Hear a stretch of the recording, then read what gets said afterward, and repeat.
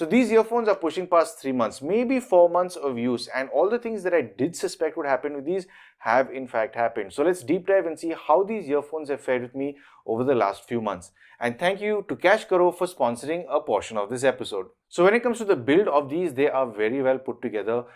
It is very solidly built, especially the case. But one thing I did suspect would happen from the very beginning is this matte finish would develop soft scratches, and the area where it does develop these soft scratches, the overall finish of it tends to change. I mean, it doesn't look glossy, but it does sort of smoothen out. And where you can see this in particular is the underside of the case. The spring still works very well with the lid. You just have to sort of just slightly tap on it from the bottom and it springs straight up, making it kind of awkward to close it compared to some other cases I've used, but it is a very neat feature. Now, one very weird thing that has happened, I don't remember if I noticed this in my initial review. Maybe this has happened over time because I did give it to my wife to use for some time. Maybe she did drop it.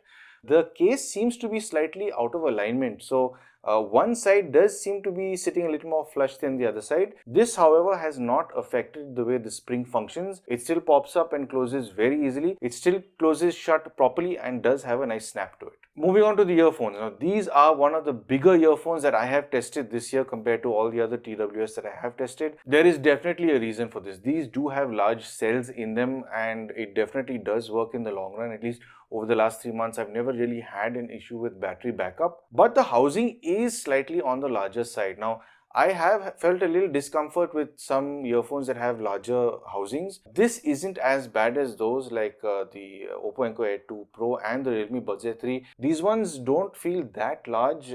They haven't really fallen out of my ears. The ear tips on these are really comfortable. In fact, the outer part of it is quite soft and gentle on the ear, whereas the inner part of the tip that slots onto the earbud is a bit firmer, so it makes it much easier to slot onto the earbud when you're swapping between the small, medium and large tips. Overall, the comfort on these is quite nice because if you're sitting down and relaxing and you just want to listen to a few tunes, these will sit fairly comfortably without falling off.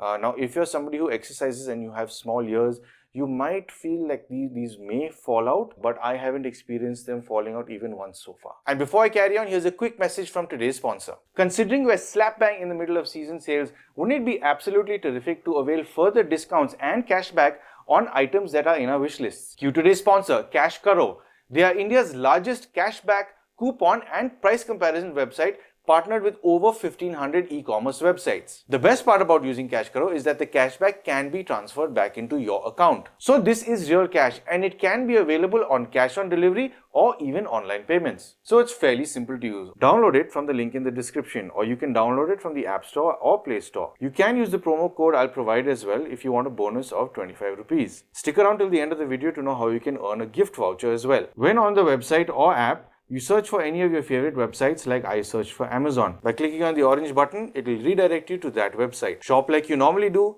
check your cashback in My Earnings section, and you can transfer the entire amount to your bank account or convert it into an Amazon voucher. Moving on to the features of the 230NC. The touch response, I'd say, is quite good, but there have been times when I've been a little too gentle, so it doesn't respond to a secondary tap. So I've noticed this particularly when I'm using one of the buds as the volume control. So one tap is volume up and a double tap is volume down. So if I've tapped a little more firmly on the first one and a little less on the second, the volume kept going up. So you need to keep in mind to press firmly both times to ensure the volume comes down. This set of earphones is practically loaded with features, especially when you look at its app. Now, the first thing that still bugs me about this is when I open the earphones and they sync up with the phone, they are connected, they are working. When you go into the app, it doesn't let you access the features of the app until the background of the earphones turns white. Now, once you do get into the app, you do get your ambient modes, you get your EQ settings, you do get your gesture controls and so on. Now, the ambient modes do let you play with the ANC and whatever else, but I will get into the ANC in a moment. The EQ settings, of course, is a very personal thing. Now, I usually avoid from using this setting in particular because some sounds do tend to come off a little too bloated, so I do prefer listening to these on their flat mode with the EQ off. And then moving on to the gesture controls, well, this is an issue I've had from the very start, and I wish that these did have some sort of slide controls for volume like the Nothing Ear ones, because everything is a tap gesture. It's either a tap and hold or a single, double, triple tap. If you want to select volume on one side for volume up and down and play pause on the other side, these are the two modes you're restricted to, so you can't toggle between your ambient modes. Likewise, If you shift one to ambient and one is play pause, you can't control the volume. So it is very restricting that way. There is a smart audio video option. Now this is mainly to give you better audio quality with the audio option, and the video option is to improve the latency. Now this is something that I didn't really mention in my in-depth video, but I have had a few people ask about this in particular, about the JBL 230NC's latency in particular. It's terrifically slow compared to any other earphones I've used. So anybody who's asked about these for gaming, I've just downright said no, because I myself don't game. Now I do absorb media from the phone, so whenever watching something, there is always a slight lip sync misalignment. It's never spot on. Whether this mode is on or off, it's never really spot on. So with smart video on, it does get slightly better. Otherwise, it's not too great. Let me try and show you how good or bad the video sync is with the audio. I think fit will vary with people, but it's pretty comfortable with me. The active noise cancelling does cut out. My studio is very close to a very busy road. The sound from these have left me quite blown away. Now, I have not compared them to my Nothings. My Nothings have been my daily drivers ever since I got them, and I've got a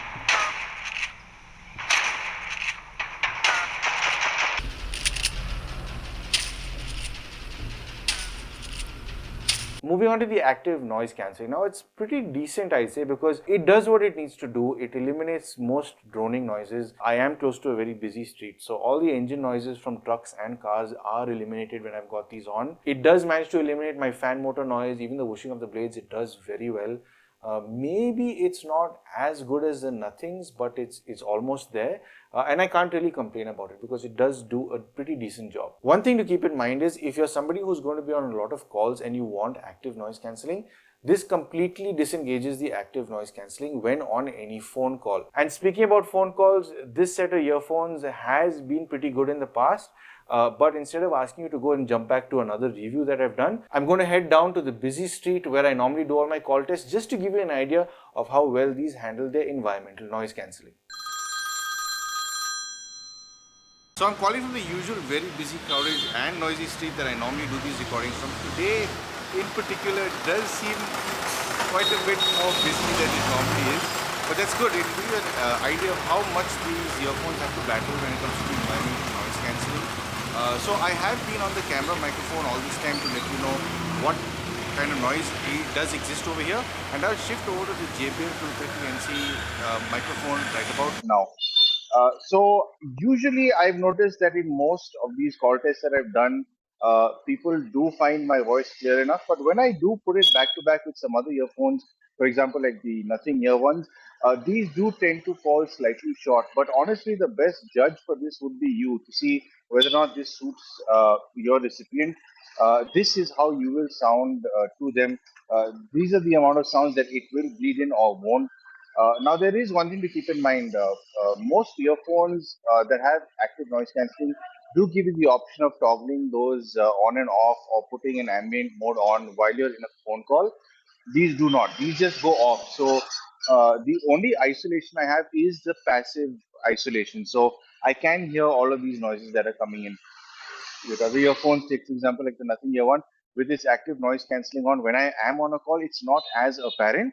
But it is one thing to keep in mind. Now, because it doesn't have active noise cancelling on, it's doing one less thing. So the battery life during phone calls should be also a bit longer. Now, I don't go on phone calls for very long, but I think it's safe to say you should get anything above 3 to 4 hours when you're on a phone call. And if you do want to stretch that out, what I do normally is I keep one earphone in the case while I use the other.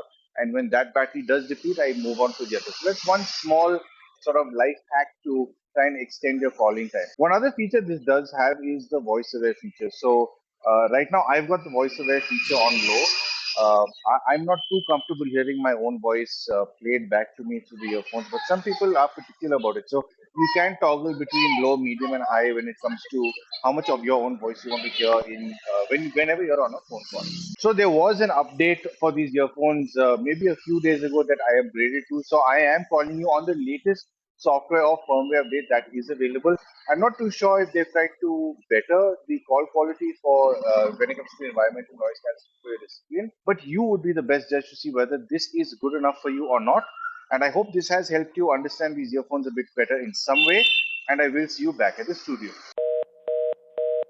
Now when it comes to the battery, they're fairly new, they're only 3 months old. I don't think there'll be much cell degradation in this much time because usually when I use this, sometimes I don't even put it back into the case for hours on end. This does not have auto play and pause, so there's no sensor to tell whether it's in your ear or not. So if you do take it off of your ears and you're still playing music, it'll keep playing. If you do pause the music, there is an option where you can tell it to go on to standby or switch off after it's not been used for a certain amount of time. I'd say that I've been using this for maybe very easily 5.5, 6 to maybe even 6.5 hours with the active noise cancelling on with battery to spare. I do expect the battery to deteriorate maybe when it's closer to a year old, but there's something that I always do with all of my earphones. I keep them on a very slow charge. I don't use any fast charging with them. I found that usually it helps with the longevity of battery life with smaller devices. Now when it comes to their sound, these have left me impressed from the very first impressions video that I did try them out. I did have a feeling at the time that they would be very close in comparison or maybe slightly better compared to the Nothing Ear 1. And I did compare the two, and I still feel that they are slightly better in the sense they are a little more detailed, they are fuller sounding, there is a little more depth or bass. There is a better tonal quality to the depth of these. They are a little more composed than the Nothings. So I overall do prefer the way these sound. They are, well, they're tuned by none other than the Harman group, and they of course do know what they're doing with audio. I have used a custom EQ setting which you can really customize to a really good extent, and it's more about finding your personal preference, your personal tone that you like, because all of us prefer different genres of music. So I'm sure the settings that I do will not benefit you because you might be listening to a completely different genre. I do find myself changing my EQ settings now and then depending on the genre of music I'm listening to. But like I did mention, I do like leaving it on the flat mode because they have tuned it fairly well and it does sound good out of the box. And if you do want to know what I think about them in more detail when it comes to their sound, I will leave their link down below. You can have a look at the in-depth review. I do go into terrific detail with these. So would I still recommend these earphones even after the past 3 months? Well, it's got a lot of plus points. For the biggest plus point I'd say is the battery, because tomorrow if you're somebody who wants to be on multiple phone calls through the day, this can handle that. Yeah, the one thing I don't like is the whole touch gesture because, well, having a slight volume would have saved a lot of time instead of keeping it so fiddly. But otherwise, I'd say the build is holding up pretty well so far. Apart from the few scratches it's got at the base, which was expected. And it still sounds pretty terrific. The ANC still works very well. There's no real issue with it. All in all, I'm quite surprised that JBL has made something that sounds as nice as this, because I remember JBL from many years ago, they were always about being a little too bass happy. Everything was just bass, so much so it would eat into your mids. Your highs would also get slightly eliminated because it was so exaggerated. This has got a very nice, more balanced approach with its overall delivery and its sound. I think that's the biggest reason why I do like the way these sound. So basically, yes, I would suggest that you pick these up if these are the earphones for you. So let's talk about the pricing. At the time of recording this video, these are being sold on Amazon India for 5,199 rupees. So I'd say that's not too bad because I picked these up for maybe 6,500. So that's already a good discount on that price, and considering there are sales going on right now, I think you can get a pretty good deal for them right now. And speaking about discounts and that gift voucher from Cash Karo, 5 of you will be selected at random and you can get a voucher of 500 rupees on Amazon by downloading the app and using code POV25. You will need to complete one transaction with Amazon, Ajio or Swiggy without cancelling it, and there is no cost in signing up for Cash Karo. So if you've stayed this long, I presume you do like the content on my channel, and I do hope I have helped you make some sort of purchase decision. But of course, thank you for tuning into Paul's POV for some sound advice.